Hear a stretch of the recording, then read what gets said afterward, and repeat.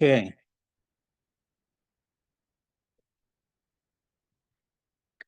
We're going to talk this evening about pH, dealing with the acid and alkalinity, and digestion. Most of the basic concept of digestion, I will not repeat. I take it for granted that we're familiar with the digestion beginning in the mouth and goes in the stomach and so on. I'm going to look at the subject matter pH and digestion from a different viewpoint, which you will be able to uh, relate to based upon the regular understanding of the digestive process. So pH, acid and alkaline, and the digestion. What exactly is pH? pH is a term we have heard used almost every day. You know, people talk about pH, alkaline diet, acid food, alkaline food. But what exactly is pH? Um, the simplified way of looking at this, pH is actually a measure of resistance, not a measure of volume.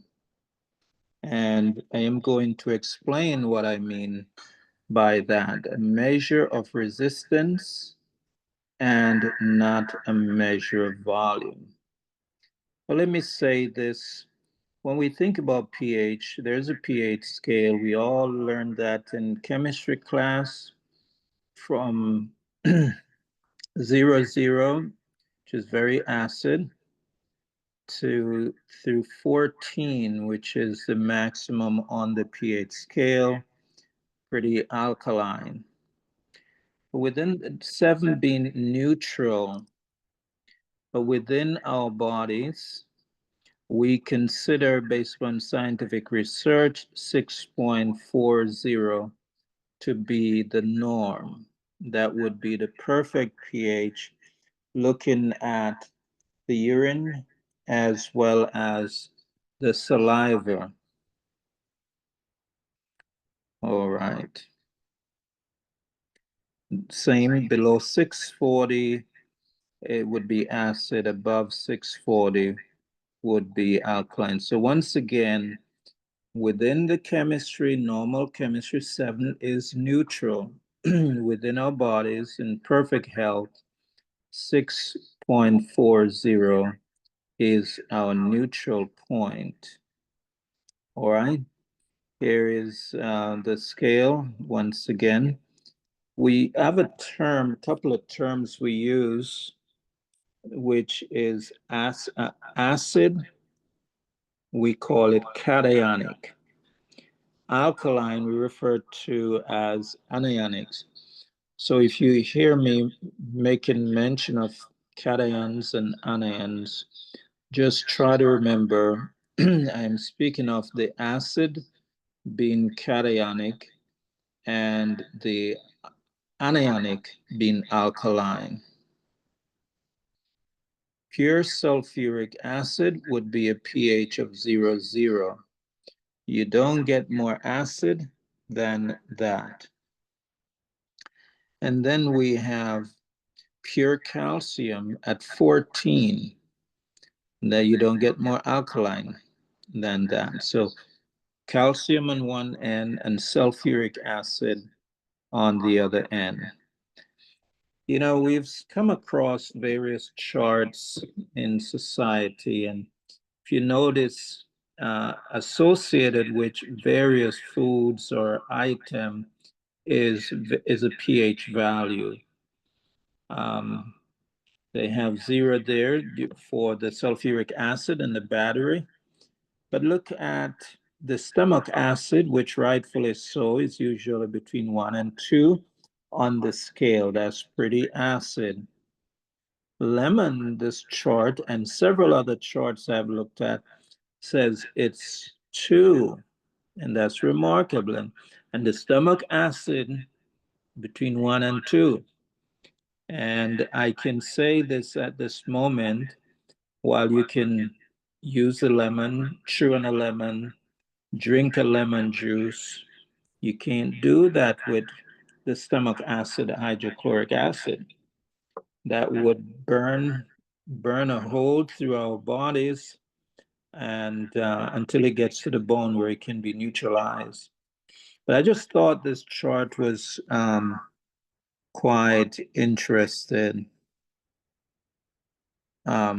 We'll talk more about this, but all I want for you to see at this point is that various foods or products have different pH. And you're going to see that two foods can have the same pH, or two substances can have the same pH. One you're able to ingest, and the other you cannot even touch it with your finger, such is the case with the sulfuric acid. Now, as I mentioned, pH is a measure of resistance. Resistance between acids and alkaline substance, cationic and anionic. It is not a measure of volume when you think about it, and you will be able to relate to this as we go on. When you think about resistance, I think this would illustrate what I am talking about. You have two teams of men doing a tug of war. Okay. Let's say 7 men, these are military men. So they're pulling against each other, Team A versus Team B. And as you can see, there is a tremendous amount of resistance. It seems like the goal is to pull a man completely within those two white lines. Okay? Are you with me? All right.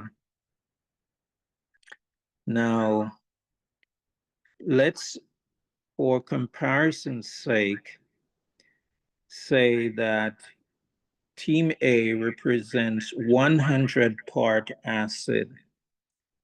Team B represents 100 parts alkaline, which when you look at the ratio situation is a 1-to-1.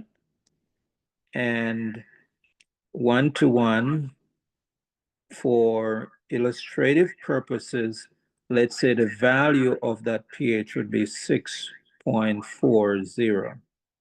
All right? So just imagine this is demonstrating resistance, one team pulling against another. So just imagine 100 part acid pulling against 100 part alkaline. There is resistance that is being created. Now, on my diagram here, we're going to look at my wonderful diagram. Notice here, and please indulge me for a little bit of technicalities, which is not too technical. But group 1, notice where group 1 is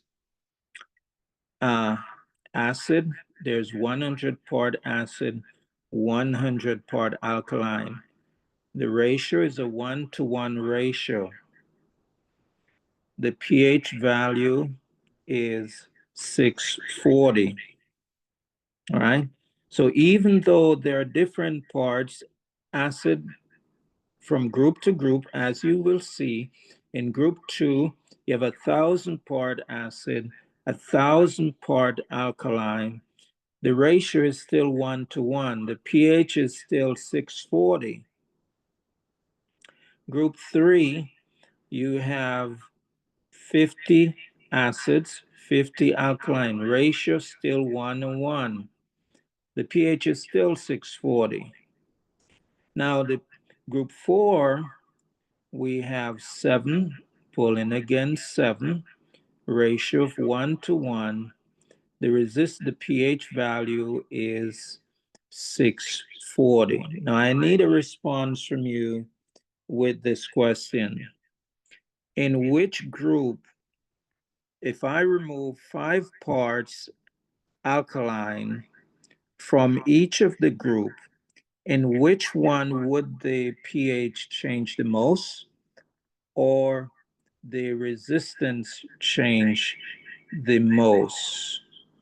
In which group, all right, would the pH change the most? If I remove 5 parts alkaline, all right, anyone want to unmute your mic and take a guess? Any brave soul? Okay, all right. Which one would 5 parts alkaline being removed would make the greatest difference in the ratio? You follow what I'm saying? No. Okay, so let's look at that. If 5-part alkaline was removed from 100 alkaline, we have 95 still there pulling against 100. That's not going to make much of a difference. When you got 1,000 and you pull 5 parts alkaline, it's not going to change the ratio very much. You have 50 part alkaline versus 50, and you remove 5 parts from that, that would be a significant shift in the ratio, right? So in this case, the ratio thus far would change the greatest so far.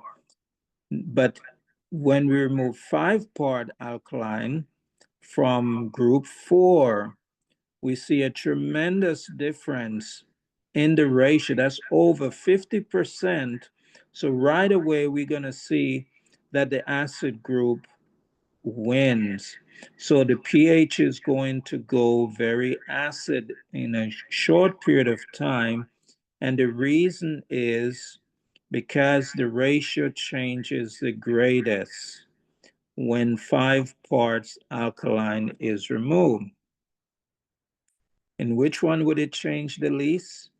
1,000, because you move 5 parts from 1,000, 995 guys pulling against 1,000. That's not much of a difference. Okay? All right. That's to illustrate the fact that pH is a measure of resistance, not a measure of volume. The volumes could be different, but as long as the ratios are the same between the alkaline and the acid, the pH value will be constant. So pH just measures ratio. The ratio between the acid and the alkaline substance is the factor that determines the pH value. I want to give you this operation because the term acid and alkaline are used, just almost loosely, and people really do not understand what they're talking about.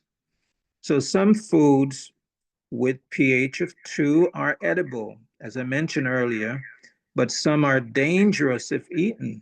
And it's the same pH value because it is, even though it's 2, pH of 2, it doesn't tell you anything about the volume of acid and the volume of alkaline substance. It only tells you the resistance, the ratio between the acid and the alkaline. That's all it does. So in order to rightfully interpret what the pH is doing, we need some additional factors, some additional system to look at, and we can rightfully determine what the pH is doing. When we think about pH, we're actually thinking about energy. As I mentioned, with resistance, if you were to rub the palm of your hands together, what would happen? You rub the palm of your hands together and you're going to get friction. Friction is going to result in heat, and heat is generated, and there's a loss of energy in the form of heat. All right. So where there's resistance, there's always a loss of energy. Likewise, if we have our sample here, we have some baking soda and citric acid or vinegar. And when you combine them together or put water on them, if we put them in dry, we're going to get a fizz and a bubbling. We're going to see an energy loss. Okay. There's resistance between the acid and the alkaline substance. And when they react together, there is a loss of energy. All right. Hope you follow me. So when we think about pH, we're thinking about resistance, we're thinking about energy. Even when we think about digestion, we're thinking about energy. You see this illustration of an atom, that's vibration going on. There is energy being used. You see the light bulb. Even over the surface of the earth, there's an electrical current that flows from the north magnetic pole to the south. So we're dealing with energy at all times. Here with the solar panel, we can capture the energy from the sun and use it for various purposes. So this is the fact. Energy is released in three ways. When anions of different energy values interact, when cations of different energy value interact, and when anions and cations interact. In the reaction, energy is given off before the point of synchronization is reached. All right, so we think about resistance, there is energy involved. Are we together? Okay, so let's look at it from another viewpoint, because that's what digestion is, a process of resistance. And I want to give you an appreciation so you can look at the pH of your urine, the pH of your saliva, and understand the level of resistance that is being generated in your digestion. As a result, the amount of energy that you can extract from your diet. So as mentioned here, we have, let's say the arrows working against each other. We have anions. We'll get them together here, my labeling. Okay. As they work against each other. This is anions and cations that you're looking at there. Actually, when anions and cations react together, that's where the greatest loss of energy occur. And loss of energy is not a bad thing. If we can harness the loss of energy, that's good. That's what we do when you do the solar panel situation. You harness the energy from the sun.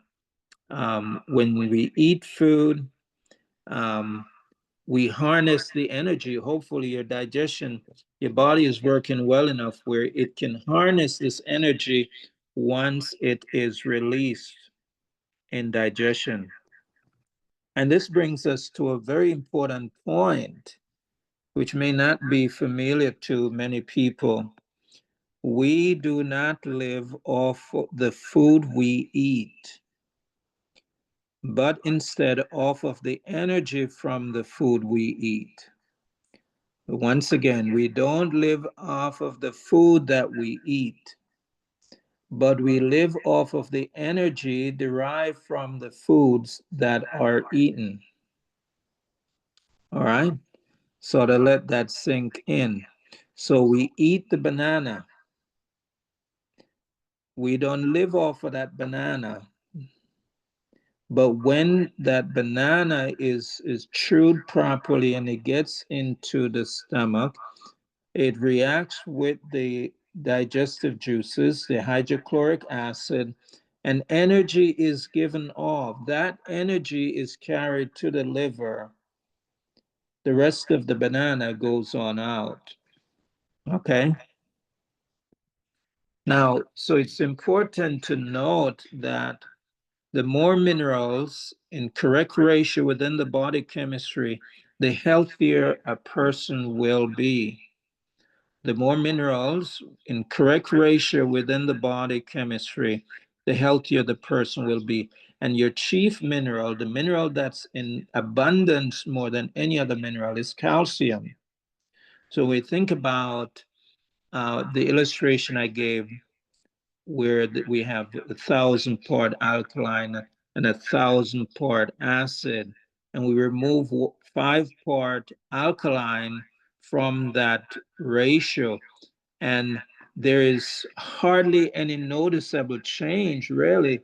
5 out of 1,000 is such a small, minute, and versus moving 5 from 7, that's a great change in the ratio.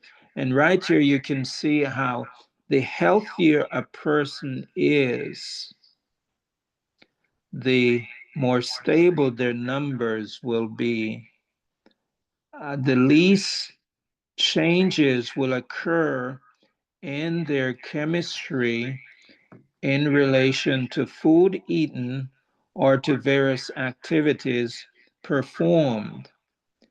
But the sicker we are, the more there would be fluctuation in the chemistry because you don't have a lot of reserve to to buffer the insults that come at us.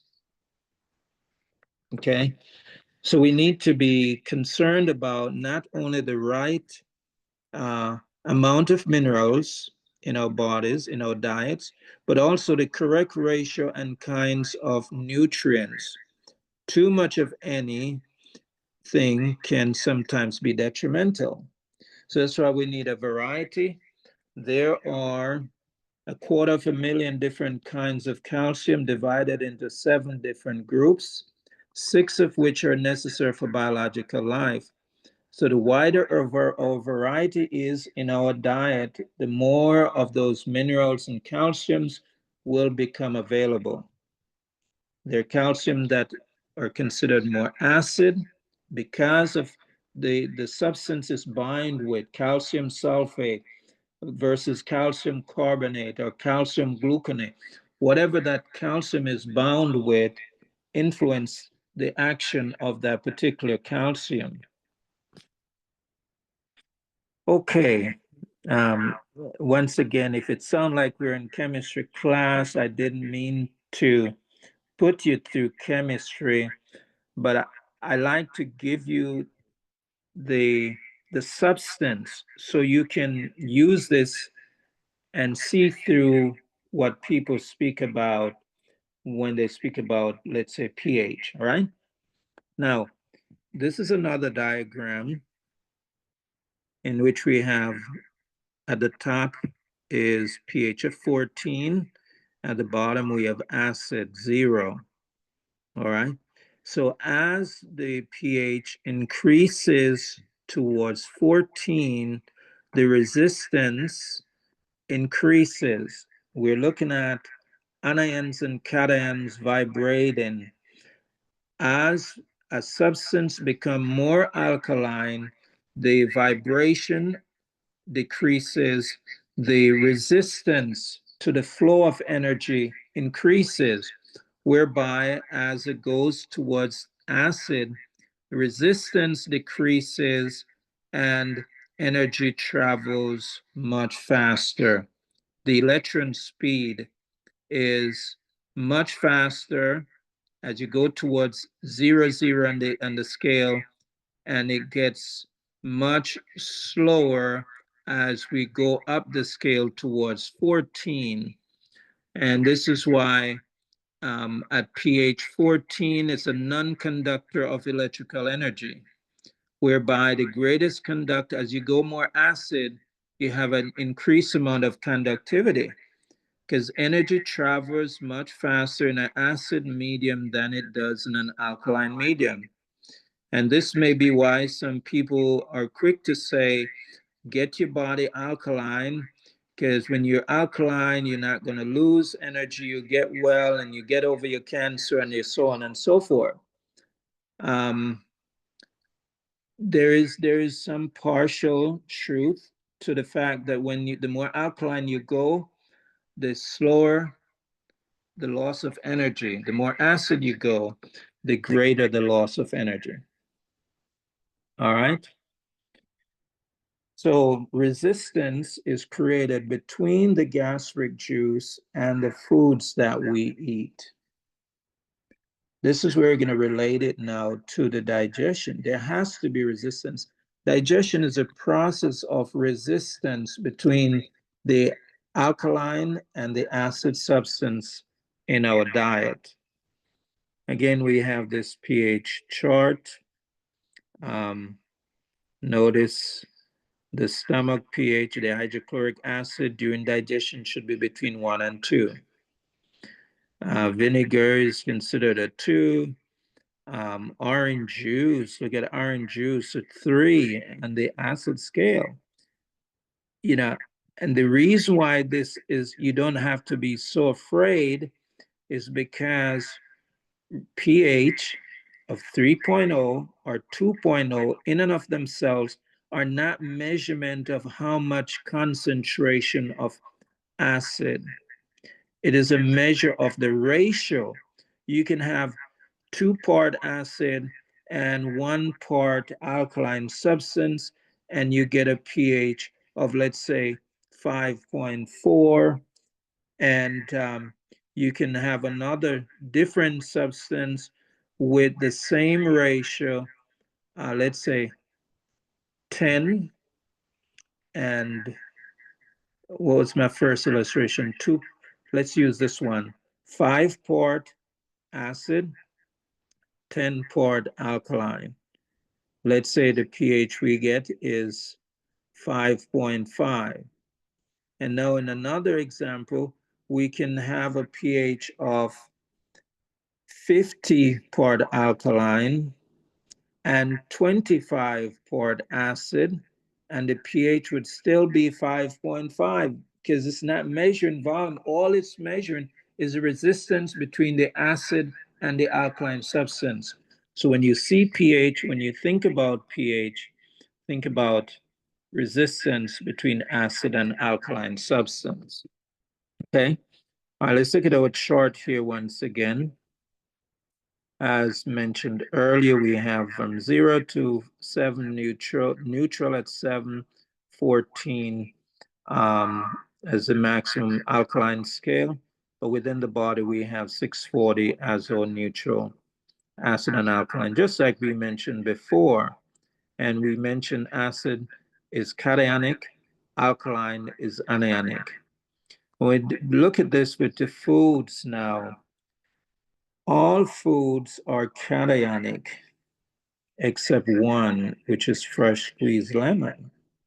All the foods. So just think about all of what you've learned and all of what people have taught you, that grains are acid and this is acid and this is alkaline. They have just told you something that just destroy all of that until you understand the relationship. When we say lemon is the only anionic food or alkaline food, this is looking at the finished structure of the cells in the lemon and the spin of the electrons in the lemon. Is because, as we saw, when you put the pH strip in some lemon juice, according to the earlier chart we look at, they say pH of 2. I never really checked it, and I use quite a bit of lemons, but what they have out there online says it would be a pH of 2. See, and here I'm telling you that lemon is the only alkaline food on the face of the earth. But the basis of that is the electron spin, the finished cell in the lemon itself. All right. So now let's look at this. Hydrochloric acid is also an anionic substance. And really and truly, its electrons spin in the same direction as is lemons. So really and technically, it should have been called a hydrochloric base, but only with a very low pH. But we were born and we were bred with it called hydrochloric acid. But technically, it is a base substance, just like lemons are, okay, an anionic substance. There go your lemons, your anionic food. Your cations, the electrons spin in a counterclockwise, whereby your anionic electrons spin in a clockwise direction. I think this is the only chemistry I'm going to give. Now, so as I mentioned, lemons, freshly squeezed, the only anionic food, and technically your liver loves lemon. And your liver will, while I'm at it, while I'm passing by this point, the liver has to produce some 6 billion different enzymes per day to keep a person in perfect health. And the lemon juice, freshly squeezed, formed the base of those 6 billion different enzyme structure, with the least amount of changes done to the lemon juice than with any other food known to man. So that's why when lemon juice, 1:9 ratio, is used throughout the day on a regular basis, we're actually giving the liver a jump start in producing those enzymes or amino acids, which goes to provide the raw material for every cell in the body, as well as to replace the raw material, to replace the cells, as I mentioned, and also to provide the raw material that the thyroid uses or that various other organs use, okay? So there we have it. Hydrochloric acid is also anionic, as I mentioned, but with a low pH. And this is where lemons will benefit the digestion. Lemons will be a great benefit to the digestion. All other foods are cationic. And now here's a rule that we have in the body chemistry. The weaker the gastric juice, the less able the body to extract from the diet those minerals with a higher specific gravity. What I mean by higher specific gravity, the atomic weight of the elemental mineral. The weaker the gastric juice, and you will see here, I got some illustration. You remember this, your periodic table of elements? I've extracted some of these minerals, such as your manganese, copper, um, zinc.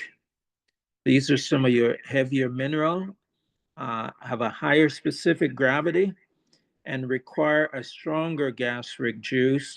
The iodine with a 126. In other words, the energy value for each of these can be calculated. And because they're so high energy, they require a strong gastric juice, so strong hydrochloric acid, in order to release the energy from these particular nutrients. Hence, we may have situations where the iron is in the food and yet still we're anemic. The, the manganese is in the food, but yet still I'm deficient in manganese. And how do I know that? Because I begin to develop problem with my prostate and so on and so forth. As we get older, you will see what happens. Our gastric juice tend to get more diluted, more weaker. All right. So the further the pH is from perfect, that is 640 over 640, In either direction, the weaker the gastric juice. The further the pH, referring to the urine pH and the saliva pH, the further it moves away from 640, the weaker the digestive juices. And the more difficult time the body is at extracting the nutrient. And in our previous lecture, we talked about how mineral deficiency relates to cancer. So we're just backing up and look. So we want to strengthen the digestion so that we can have better digestion, more minerals available. These are some common symptoms that people may notice who are experiencing digestive problems: bloating and abdominal discomfort, nausea, vomiting, fatigue, weakness, diarrhea or constipation, a loss of appetite, heartburn. These are some common symptoms related to the digestion. But even if you don't have any of these here, your digestion could still be weak. And the test is to be able to look at your pH and see where they are. And you can know that even though you may be on the most perfect diet, you're not getting the particular nutrients that are needed for your body. Okay? And this is an illustration here with the pH as it relates to the digestion.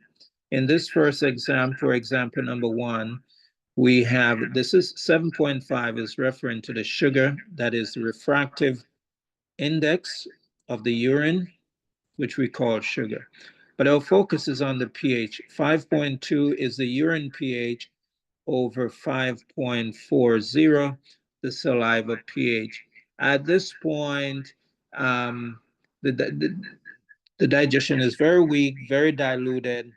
And so this person, the food is moving quickly through their system in the direction of diarrhea, even though when situations are bad, it could be extreme constipation as well. But usually you have more loose stool in the direction of diarrhea when both pHs are acid. And in the second example, we have 7.80 over 8.0. That's, again, urine over saliva pH. And the saliva pH typically relates to what's going on with the liver. In the first example, the digestion is so weak, so the person would not be able to get the iron out of their food, the manganese in their diet, the copper and the zinc, and all these other heavier nutrients that I illustrated earlier, because their digestion is just too weak. Something has to be done in order to change the situation so they can begin to get more energy from the food they're eating. In the second example, we have the extreme. Now, this is a double alkaline situation, 7.80 over 8.00. Energy is moving quite slow, very sluggish through the system. The bowel would then be very stopped up. There is no question, there is no ifs about this here. The digestion is really struggling. So nature tends to hold on to the food as long as it possibly can, trying to extract the energy. But in the process of time, it gets dehydrated and it only stop up the bowel. Okay. In our third example, as the digestion relates to to the numbers, which was 640 over 640, which would be the perfect numbers with the 1.5 on the sugar. That would be perfect when the body is able to get the various nutrients out of the food. Now let's look for a moment at the stages of life and the gastric juice. By knowing this here, then we can match the diet to the stage of a person's life. And we typically do that. Nature demands that we do that. We don't give children, we don't give babies meat. Number one, they don't have teeth. Even if they had teeth when they're babies, they would not be able to digest it. So nature help us out there. So we cooperate.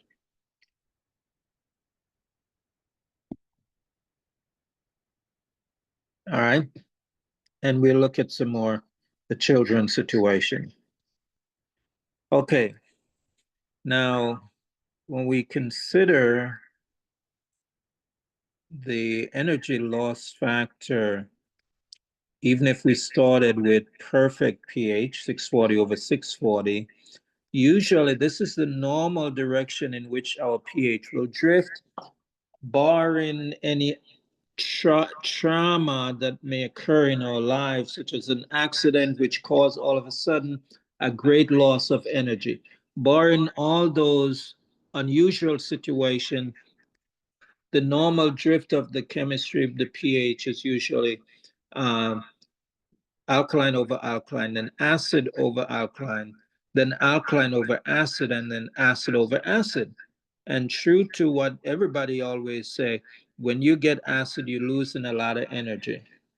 Okay, that's time to rest and to pay careful attention to your diet. All right, and this is the equation on perfect health, which I have shared before, where we have the sugars, the pHs, the salts, the cell debris. We talk about the cell debris when we dealt with cancer, and we talk about the salts when we dealt with heart attacks and stroke, as well as the ureas, the nitrogen factors. No number is perfect unless all the numbers are perfect. So during a stage where a person is doing things to improve their health, the goal that we look for with the pH is 6.2, between 6.2 and 6.8. That's the range that we generally look for, and so the body can gain energy. Okay.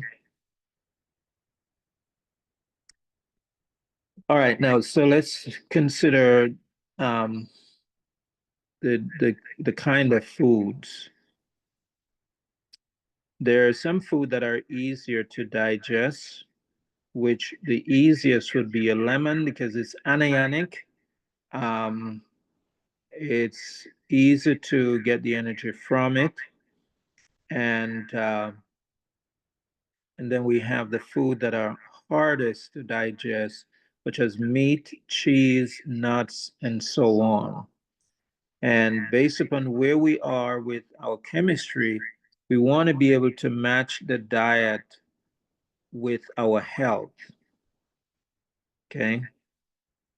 I should mention that children are not able to digest nuts until they're 8 and meat until they are 12, even if we push it down their throat. Okay, here we have Brazil nuts and some almonds there. And then we have pinola nut. Actually, pine nut is the easiest nut to digest. Very easy, but typically nuts are harder to digest for a weak digestion, that is. Okay, so here we have the gastric juice. As a sick person would have a very weak digestion. Healthy person normally have the strongest digestion. So when we're sick versus healthy, the strength of digestion is change. And if we want to make the best use of our diet, then we learn to match the food to the stages of our lives, whether healthy, sick, or whether we're seniors, and so on. So a sick person um, with the weak digestion, with a gastric juice that's not too strong, would want to use foods that are on. Okay, the sick person, here we have it. Their strongest gastric juice would be down to your left, indicates the gastric juice gets stronger. Strongest anion, weakest anionic. All right. And then we have cationic foods, heaviest. So if we have a sick person eating heavy food, all right, they're going to get a little bit of energy out of it. And in fact, they will lose energy instead of gain energy. So a sick person should not eat the same food that a healthy, strong person eats. Okay? That's not a wise thing to do. On the other hand, this is what should be happening. A sick person should eat foods that are easiest to digest, which is they generally use a lot more lemons in their diet. On the body chemistry program, we use a lot of lemon. They eat lemon juice all throughout the day because we're trying to get nature to make a stronger gastric juice so they can get well at the fastest possible rate. Okay. I hope you are following me um, as we go on. So it's all about energy. pH is dealing with resistance. And now when we have this situation, um, we have the energy loss from digestion, and that energy is carried to the liver. And now once the food energy is carried to the liver, then the liver has to reassemble them and put it on the frequency or put it to where it can benefit you and me. All right. Unless the liver does that, it just doesn't go from digestion and go to your cell and all of that kind of stuff there. We are fearfully and wonderfully made. So we are designed so the food energy goes to the liver based upon the needs of the body. Then we have the amino acid structure that are built, and the minerals are attached to those amino acid structure and eventually ends up at the cell that need to be replaced. All right. Now I skipped one slide. Variety in diet. This is why we need to have a variety in our diet. Okay. Now I skipped that slide. And this is an illustration there with the chemistry.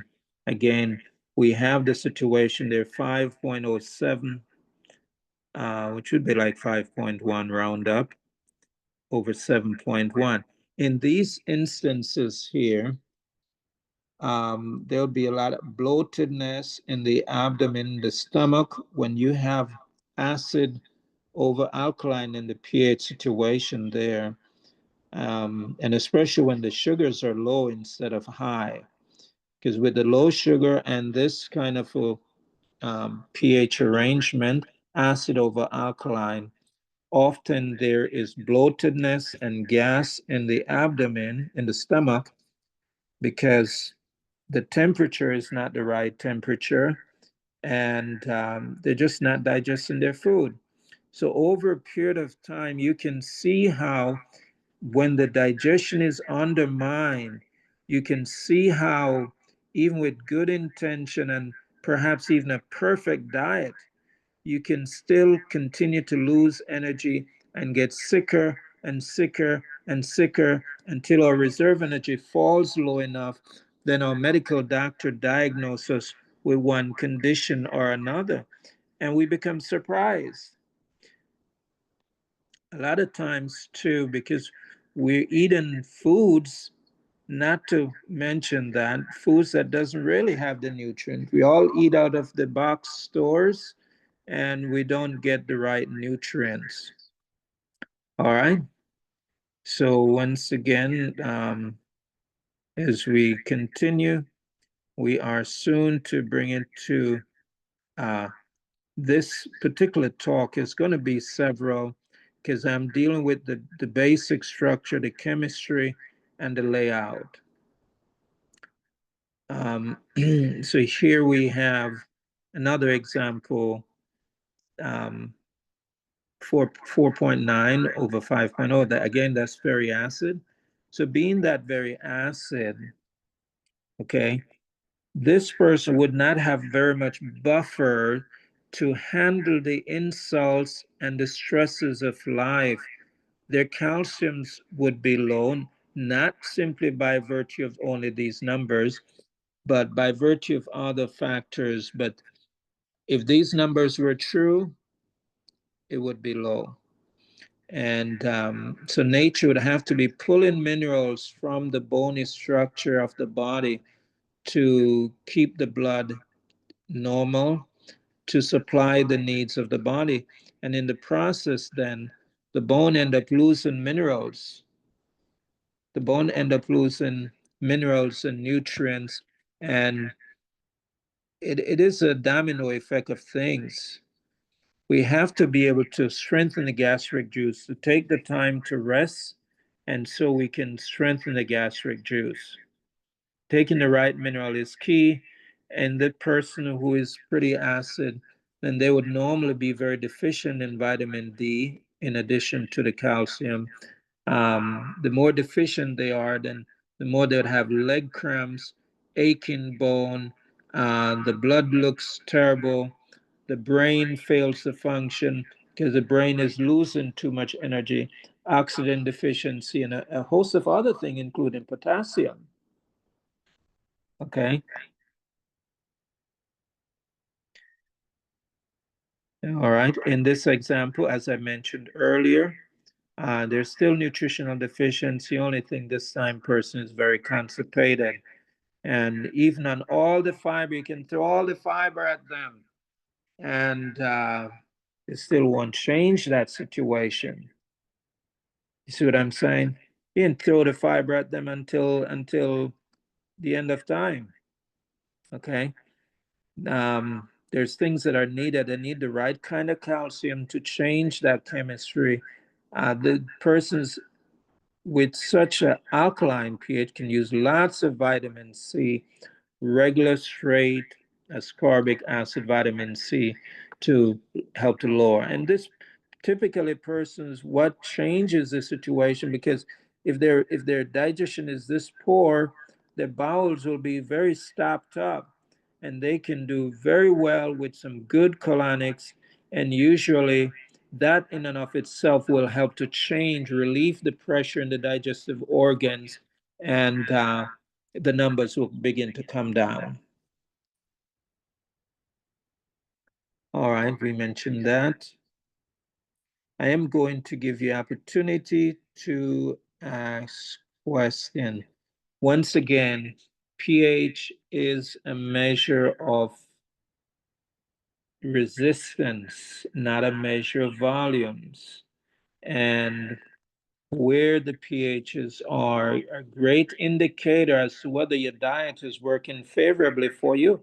You can be eating, and we may not have no symptom, but with a chemistry where the pH is very acid urine over very alkaline saliva, you can be on the best diet. If you don't recognize this, then your body will just continue to lose energy until a symptom begin to show up and you get a diagnosis. See what I'm saying? Of course, in the next sessions, as we continue dealing with the digestion, I'm going to show you what are effective strategy to be able to deal with the situation. Let me give you one of the key factors, are the three main factors that result in a weakened gastric juice, or oxygen deficiency, water deficiency, and calcium deficiency. These are the first three things that occur, and the pH moves off away and begins to travel on its own. All right, so I will open at this time for some questions. You can unmute yourself and I'll do my best to answer your questions.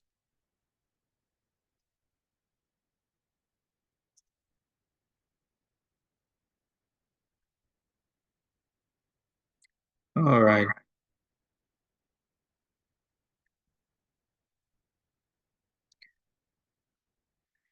Do we stop share?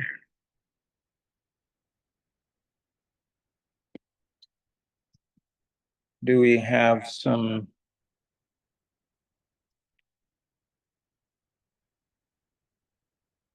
Okay. All right. Do we have any questions based on what I've shared? No question? Come on. I must have said something that spark some kind of question.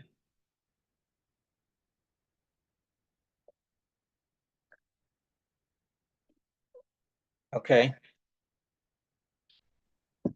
Brother Peter, how Yes. often, the question from the audience here, how often should one check the pH? How often? You can check it as often as you want. However, because of the factor the sicker a person is, the more their numbers will tend to jump around in response to food eaten or various activities performed. So therefore, it's not good to take it right after a meal for that reason, because your meal may be such of a kind that it causes your number to go off. So at least an hour away from the meal. During the day is best. We like to get it during the day. Unless there's a reason for us to say we want to see what's going on at night. So 10 through, or even from 9 through 5, that's still okay. Okay. And you don't have to check it often. It depends on what you're doing and the purpose for checking it. But it's good to know what's going on, though. So if you're measuring the night activity, is that taken then first thing in the morning? Is that what you're saying? No, not really. The first urine in the morning would be more concentrated, and we don't want that. Contrary to medically, they generally try to get the first specimen. We're not looking for that. We're looking for something different. Okay. Okay. All right. Thank you. Any other question? And maybe somebody need to check the chat like you did, Sister Shirley. See if there's any question there. Sister Brenda, you have any questions? Any question?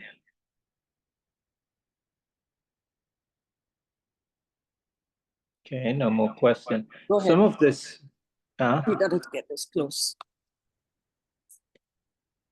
some of the thing that's important to note, because in our society we look at the blood for everything, and we look at symptom as the only indicator that something is wrong. But this helps you to see that something is wrong before any symptom may show up. By looking at the pH, you can tell what direction your body chemistry is tending, what direction your health is tending. And it's for real. So which is Okay. the best way to check your pH, with the strips or the urine? You can do strips, pH strip, a good quality pH strips.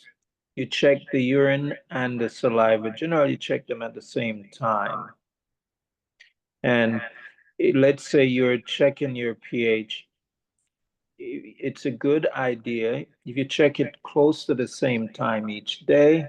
So if you check it twice for the day, you check it at 10 o'clock and you check it at 3 o'clock. So you have a good comparison. You check it about that time each day, unless you want to check it else at other times. But that will give you a great comparison of changes that are being made and the results of changes. There's nothing in the chat at the moment. Okay, great. Any more questions?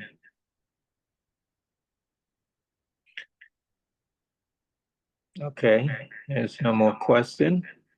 Let me throw this out once again. So what we've covered, we looked at pH, which is a measure of resistance and not a measure of volume.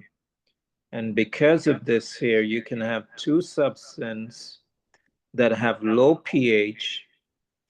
One is very beneficial for you, and the other is very dangerous. If you ingest it, it may kill you or seriously damage your body. But it's the same pH value. You see what I'm saying? So don't be fooled by just looking at pH. Now, for example, if a person who is very acid, in as much as the teaching is, um, you can have your fruits, your citrus, and so on, they're alkaline. We would not recommend citrus other than the lemon as okay when a person is very acid. We would not recommend even vitamin C, even though they may need vitamin C desperately, but their body won't accept it and it only make them more acid, which is making them worse. So in those situations, we wouldn't even recommend vitamin C unless we know it is buffered and it's a truly buffered vitamin C and not just buffered in name or title. Okay.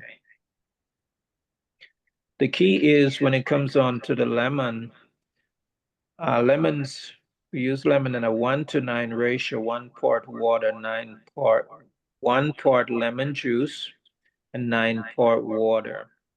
The lemon must be freshly squeezed for the day, and it cannot be frozen or reconstituted. And this must be the fresh lemon, and that will do the greatest good, drank throughout the day. All right. Okay. So there's no more questions.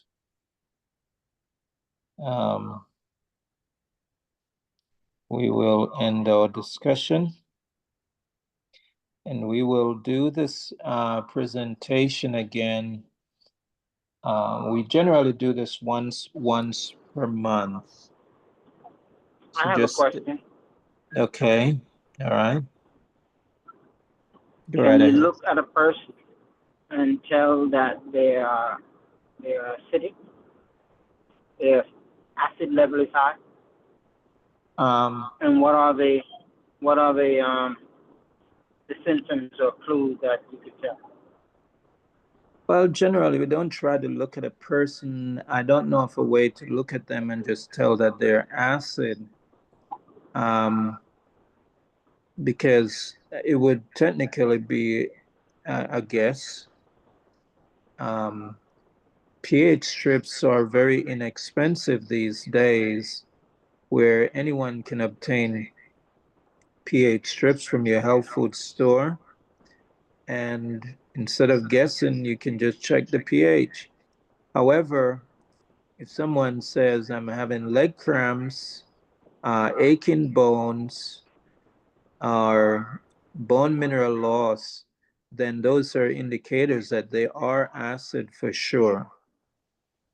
So based upon their symptoms, you can know that they are acid. Right. Did that help? Thank you.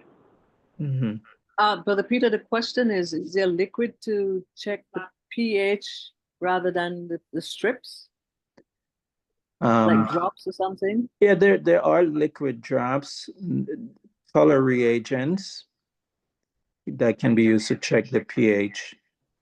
Are there meters that can be used to check the pH? And then there are the strips, pH strips, which are easier for a lot of people and not a large outlay of means. But if person is serious, then they can get small pH meter pocket tester that can check the pHs.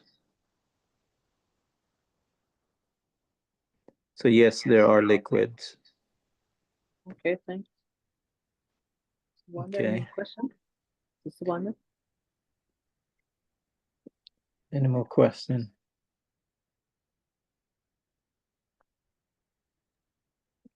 Okay. All right. Just stay tuned for our next health presentation, which we're going to continue with digestion, going over some more, giving you some more, as well as more solutions. Okay. It looks All like right. this. It looks like the 17th would be the third week, Okay. So it would be the 17th then. but we'll back check that. Yeah, we'll back check that and we will also put it out there. All right. Let me stop recording.